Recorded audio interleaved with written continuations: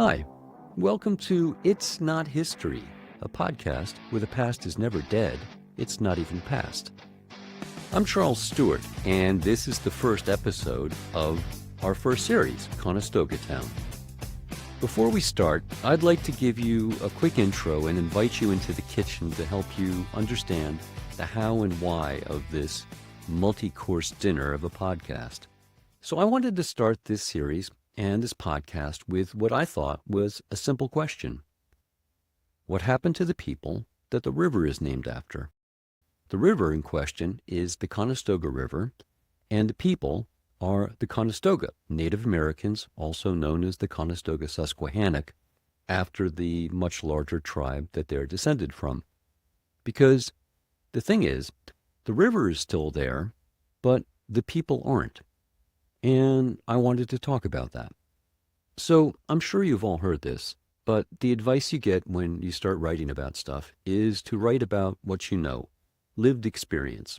So I know about this because I have lived in that area and I grew up in that area. I fished and swam and boated on both the Conestoga and Susquehanna rivers. So check, lived experience. And they tell you to keep it simple, straightforward. And I thought this would be a relatively simple, straightforward question with some straightforward answers that I pretty much already knew, that the Conestoga were all killed, all of them, by the Paxtons. The Paxtons were early European Scots-Irish settlers, and this happened in the mid-1700s. There were details to work out, but that would be part of the process. Simple, tragic, but simple story with a tight narrative arc. Done. Excellent choice. The problem is, as we'll start to see over this in coming episodes, is that while much of this is true, most of this is wrong. The problem is that the story of the Paxtons in Conestoga, which is usually how this is all described, Paxtons in Conestoga, is sort of a historical black box. And the problems start to become apparent when you open the box and look inside. Because when you step through the mirror, to mix metaphors, things get complicated. On the outside of the box is, a straightforward incident, two incidents really, that happened in December 1763 in Lancaster, Pennsylvania, where the rivers are and where I'm from, Lancaster County, Pennsylvania. But this wasn't an incident, as it turns out. This was a tipping point that separated the worlds that came before it and the worlds after it in ways that would profoundly change the path that everyone involved from then until now would take. So what I stumbled on was this historical inflection point, literally in my own backyard, that I didn't know about. And this is pretty shocking, given that not only did I grow up here, I studied history here. And yet much of what I knew, or I thought I knew, was wrong. So why is that?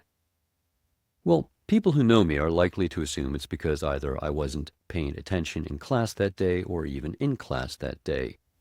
But as we'll see, the problem, for once, has nothing to do with my poor study habits. It has to do with which direction, historically speaking, I'm facing.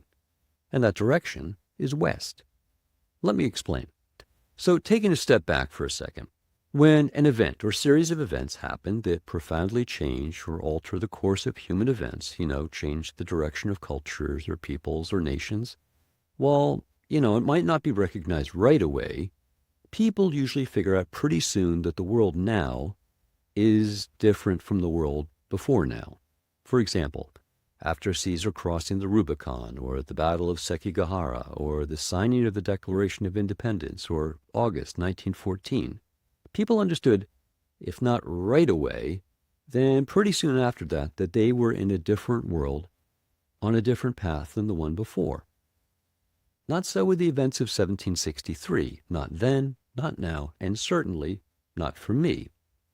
And the reason is, I think, is that like most Americans, I see myself in sort of a historical story that starts on the Atlantic coast facing west, across a frontier, and across a continent that was ours for the taking. And take it we did. And this is, as we'll see, a narrative with my name written all over it.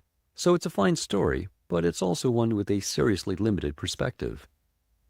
Because if you want to include the perspective of everyone on this continent in 1763, not just the handful of Europeans living on the coast, but the millions of native people occupying an indigenous continent looking east across the frontier, then 1763, not 1776, was the year the world changed on the American continent for the majority of people, and certainly all Native Americans. And that change started in the woods of Pennsylvania, not in the halls of Philadelphia. So this is what you start to see when you open up and look inside the black box marked Conestoga Town on the outside. So if you're up for it, let's start to take a look. And first, let's start with what's on the outside of the box, the pivotal incidents themselves. And that's what happened in Conestoga Town in the colony of Pennsylvania in the winter of 1763.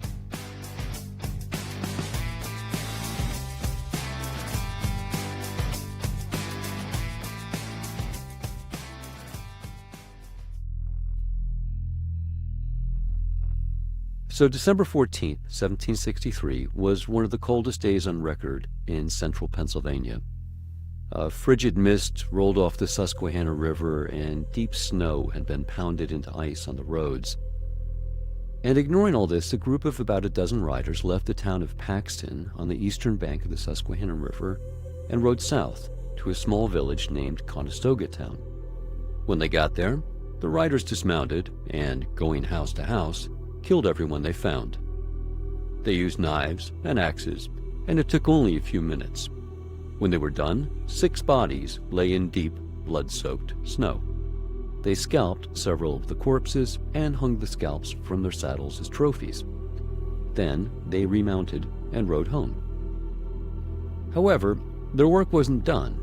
14 residents who were away from home when the attackers came were taken by county authorities to a stone workhouse in the nearby city of Lancaster for their protection. So, a little over a week later, a larger group, now numbering close to 100, rode from Paxton into the center of Lancaster, about 80 miles due west of Philadelphia. When they got there, they hitched their horses in front of the red brick courthouse in the town square. Then, the heavily armed men descended King Street toward the workhouse, where the survivors of Conestoga Town were sheltering. When they reached the workhouse, they forced their way into a room where they found 14 men, women, and children, and in about 10 minutes killed them as well. The men then retraced their steps up the icy hill, mounted their horses, and rode around full view of the townsfolk of Lancaster, proclaiming that they were going to keep killing Indians and daring the colonial authorities to capture them. No one ever did. So, a few minutes of work on 2 separate days by a few dozen men from the small community of Paxton had seemingly eradicated the last members of the once great Susquehannock Indian tribe. And although the term wouldn't come into use for another 200 years, this was among the first instances of genocide by Europeans against Native Americans. However, the Paxton Boys, as they became known, and as we'll see, were just getting started. But here's the thing, for all the tragedy and violence committed by the Paxton Boys and their followers, which was considerable, all of this happened in a very violent time filled with tragedies. So why care? For example, the First World War, what's known as the French and Indian War in America and the 7 Years' War everywhere else, had started in this region and was still raging. That war had killed thousands of indigenous people, as well as French and British soldiers and settlers across the continent for nearly a decade. So, in the context of all this, the murders in Lancaster County over that cold December were seen as a minor, tragic, but minor incident between 2 marginalized groups of people at the very bloody margin of an empire. Even then, few cared. John Penn, who had just been appointed governor, he was William Penn's grandson. And at least on the surface, he was upset. This is historian and journalist Jack Brubaker, author of Massacre of the Conestoga. And he said this shouldn't have happened, and the perpetrator should be found, arrested, and tried. none of that happened. As far as we know, not too many people cared about what had happened. And even now, not a lot of people know or care. And there's virtually no local memory of the Paxton Boys in that part of Pennsylvania. If you like, the story has been covered over with concrete and with settlement. Kevin Kenny is a historian at NYU and author of Peaceable Kingdom Lost, The Paxton Boys and the Destruction of William Penn's Holy Experiment. It's not part of the living memory of that country. You have to search hard to find that story when you go out there. You'll find in the back of the old Opera House in Lancaster, you'll find a little memorial plaque there if you look hard. But it's simply not part of the memory. So why should we care? Because, anyone directly impacted by these events are long gone. Gone and buried centuries ago. So why? Because here, now, in 1763, these two groups were both about to launch separate, parallel, and simultaneous wars of independence. And the respective failures and successes of these wars determined the fates of generations. One of these wars everyone knows about. The other, few have ever heard of. And if it wasn't for both of these conflicts and their outcomes, the America we know now, for better or worse, wouldn't exist. So this was the beginning of the American revolutions, plural. One Native American, one frontier settler. And weirdly, both of them agreed on a lot. Both wanted the British Army out of their face and gone. Both despaired of and despised the elites, as they saw them, living in relative comfort in Philadelphia, whom they both, indigenous and settler populations, thought had cheated and exploited them. These same establishment figures, such as Ben Franklin, would later get credit for starting an American Revolution a decade from now. However, from the perspective of the bloody backcountry of Pennsylvania along the Susquehanna River, the Revolution had been going on for a very, very long time. All this came about, as I discovered to my amazement, and was made inevitable because earlier in the year of 1763, literally at the stroke of a pen, the English had forced out all other European rivals and had secured ownership of a continent. But ownership requires control. And for nearly 200 years, the English had been trying to gain more than just a foothold on this continent, and for nearly 200 years, they had largely failed, relegated to a thin crescent of settlements along the coast. Some of this had to do with competition between other European rivals, French, Dutch, Spanish. But mainly, as I found out, this had to do with the fact that this was, always had been, and was still in 1763, an indigenous continent controlled by Native Americans. But suddenly, the other Europeans were gone. And for the British to gain control of a continent from the indigenous population, the Paxtons had created a simple template, easy to replicate, to be used by the frontier population, and eventually to be sanctioned by the government. Control Indian land by killing the Indians on it. So this was a template that was initially abhorred by the ruling elite, such as Franklin and the Penns, but the Paxtons were also about to become one of America's first populist movements.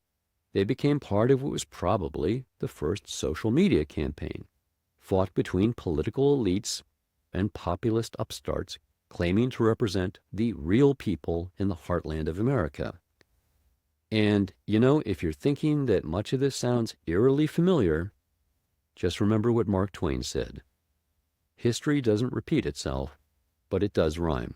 Of course, like most things Mark Twain supposedly said, he didn't actually say that. But just because he didn't say it doesn't mean it's not true. But here is something he did say. No occurrence is sole and solitary, but is merely a repetition of a thing which has happened before, and perhaps often. As I've explored the many tendrils of this incident and its results, I keep coming back to this. We have all been here before. And David Crosby did actually say that. With the details of the massacres in Lancaster conveniently forgotten, and with no attempt ever being made to hold them accountable, The Paxtons morphed into influencers, becoming agents for a new generation with a new identity, the frontiers people. These were mostly Scots-Irish, living, farming, and fighting on a new invention, the frontier, the boundary between native and settler communities. So, backed up by a massive social media campaign, what was to become known as the Pamphlet Wars, which we'll also dive into, the Paxtons went, in colonial American terms, viral. So, reading Which Way the Wind Was Blowing, the landed ruling class headed by the Penn family, in spite of having originally promoted equal rights for both colonist and native population, caved to popular pressure and consented to the Paxtons and their ideology, if not their methods. But what about the Native Americans? Despite disease and depletion, they had for generations skillfully carved out a middle ground. They had balanced trade, diplomacy, and if necessary, force in order to play European rivals off against one another. But now, after the Treaty of 1763, that middle was gone. It was clear there was and would only ever be the English, and their methods and objectives had been made abundantly clear. So for native tribes across the interior and the frontier, if they were ever going to create an independent space for themselves, that time would have to be now. So in that year, an allied native army was marshaled and led by a native leader, Pontiac, against the British Army. And this would be the first American War of Independence. So looking back from the pinnacle of the present on 500 years of native and European interaction, it's easy to slip into a mindset that sees all of this as inevitable. Sad, but it was always going to be this way. Looking carefully, though, at the world of 1763 and before, I've discovered it wasn't preordained. It didn't always have to be this way. Before 1763, two very different worlds occupied the same space, living in parallel but largely peacefully intersecting worlds. Then, because an incompetent 21-year-old nobody from Virginia, who would later very much become a somebody, decided to go for a walk in the woods of Pennsylvania with an army, an entire generation came of age knowing nothing but violence. Before this year, English domination was never a given. Then, after this year, it was all but inevitable.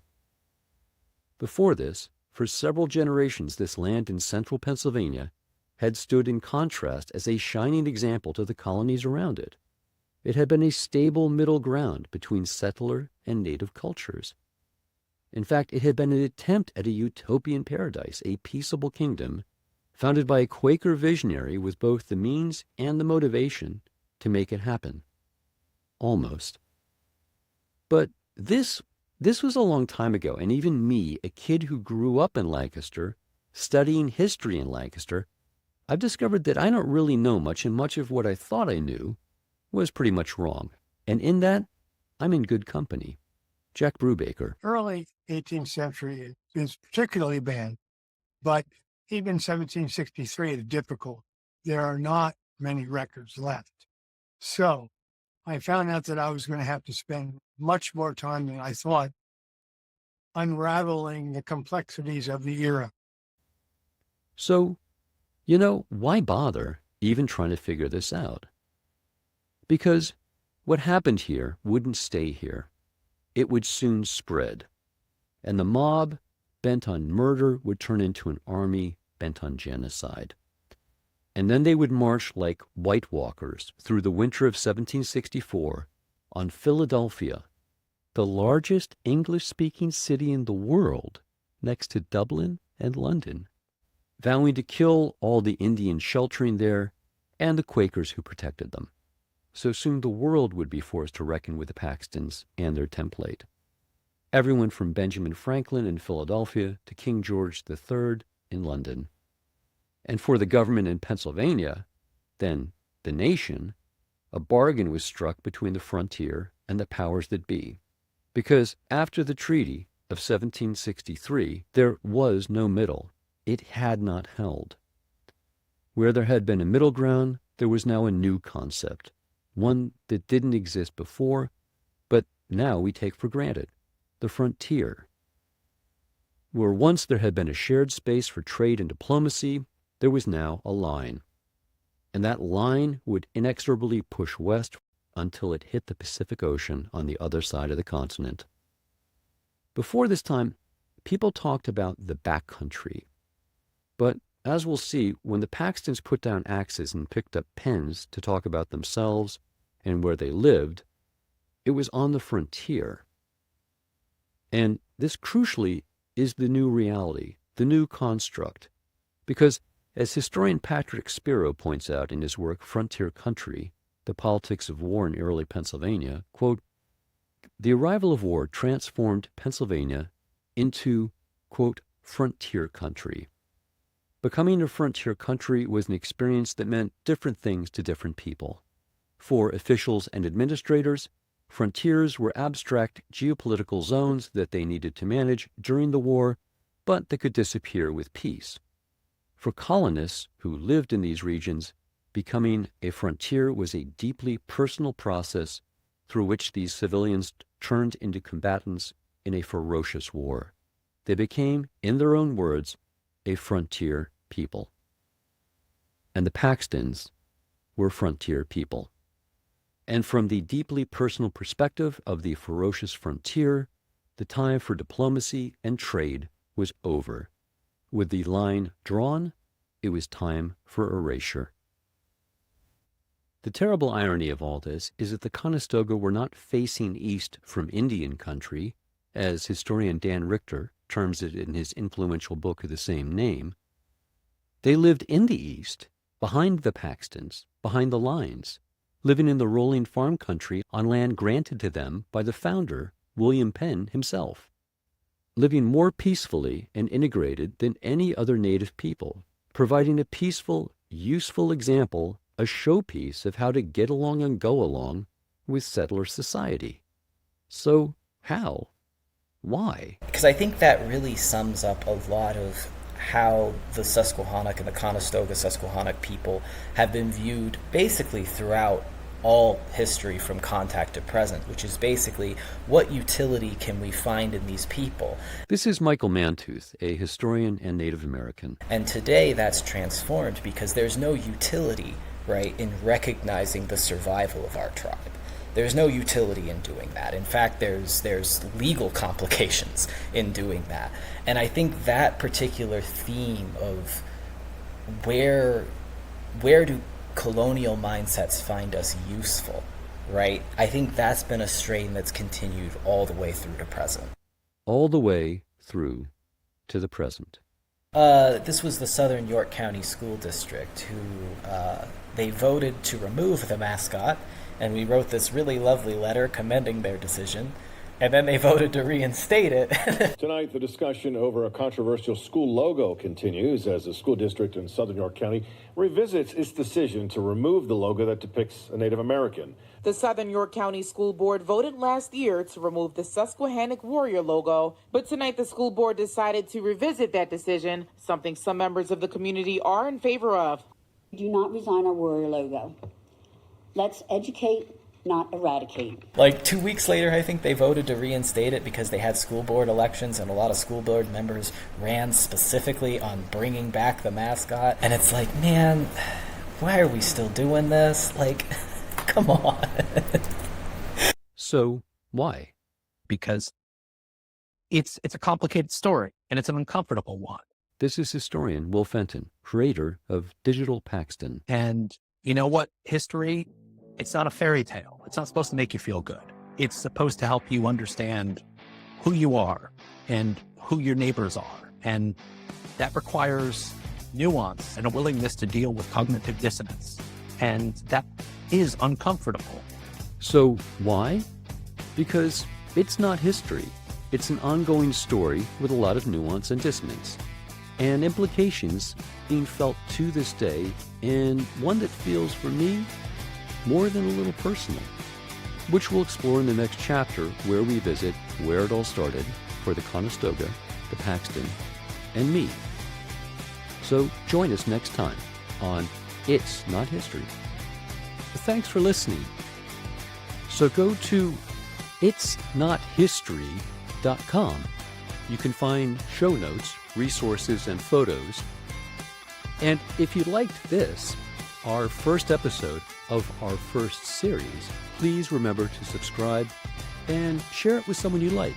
They will thank you for it.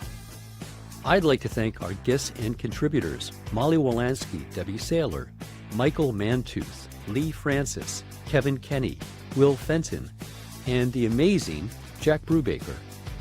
Today's music is by Cineas, Universe Field, and the theme music is by Evgeny Sorokin. And remember, the past is never dead. It's not even past. Thanks for listening.